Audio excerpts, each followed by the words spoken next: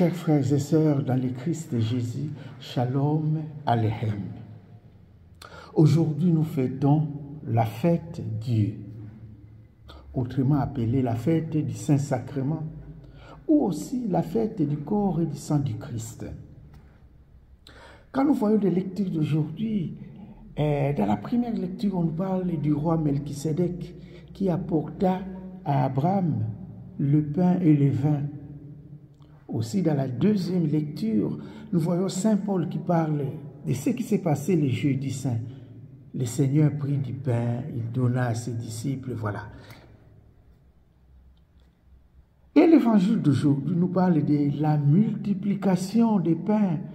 En écoutant l'évangile, on peut dire, mais qu'est-ce que la multiplication des pains vient faire dans la fête du Saint-Sacrement? Mais on va essayer de décortiquer cela. Nous allons essayer de comprendre qu'est-ce que cela veut dire, cette multiplication des pains dans cette fête du Saint-Sacrement. Toutes les paroles que prononce Luc dans l'évangile d'aujourd'hui sont très nécessaires. Et toutes ces paroles-là ont une grande signification. Si nous voyons un peu l'évangile de Luc 9, 15, il nous parle, Jésus prit les 5 pains et les poissons. Il les bénit. Jésus a béni cela. Après, il a donné aux disciples et les disciples ont donné aux gens qui étaient là. Toujours dans l'évangile de Luc, on va un peu plus loin. Luc 22, verset 19, là c'était le jeudi saint.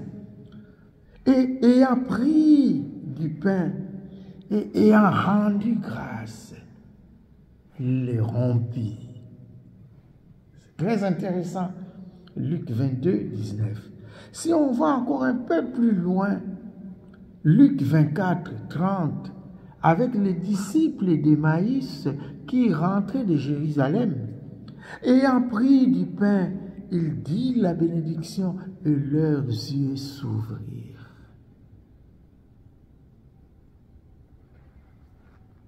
C'est intéressant, chers frères et sœurs. Et dans l'évangile d'aujourd'hui, on nous parle de 5 pains et 2 poissons.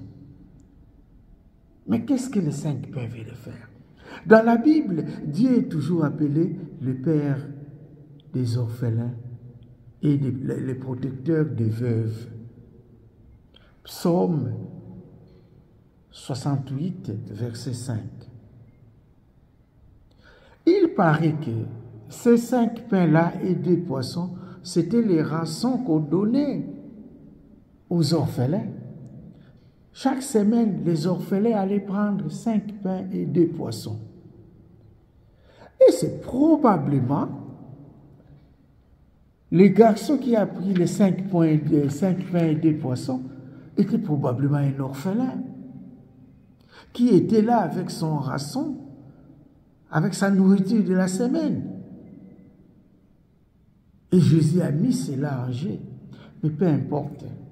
C'était pour ces petits-là, c'était pour son rançon de la semaine. Peu importe.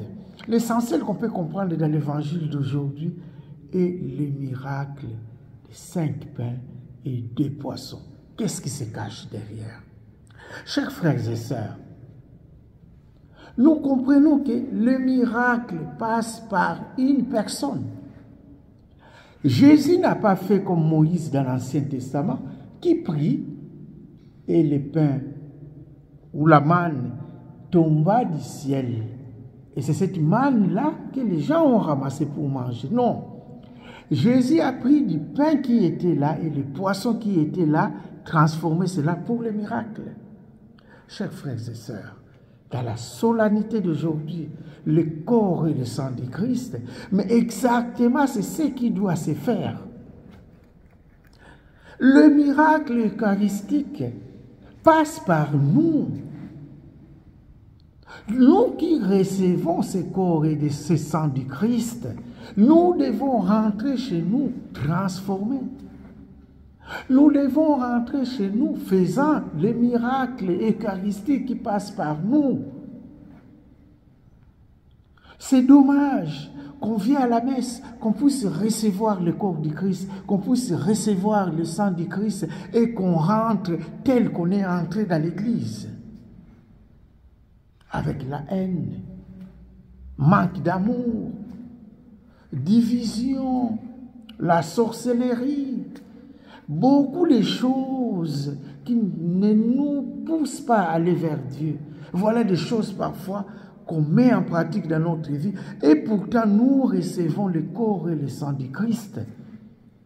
Alors, chers frères et sœurs, 5 pains, 2 poissons, c'est ce qui symbolise l'Eucharistie que nous recevons chaque jour, le corps et le sang du Christ.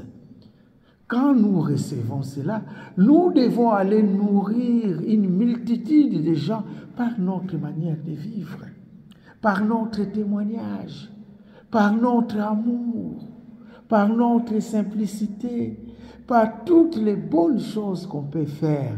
Voilà le miracle eucharistique. On ne peut pas prétendre recevoir le corps du Christ et vivre comme des gens qui n'ont jamais connu le Christ. Chers frères et sœurs, que ce corps du Christ et ce sang du Christ que nous recevons chaque fois puisse nous transformer.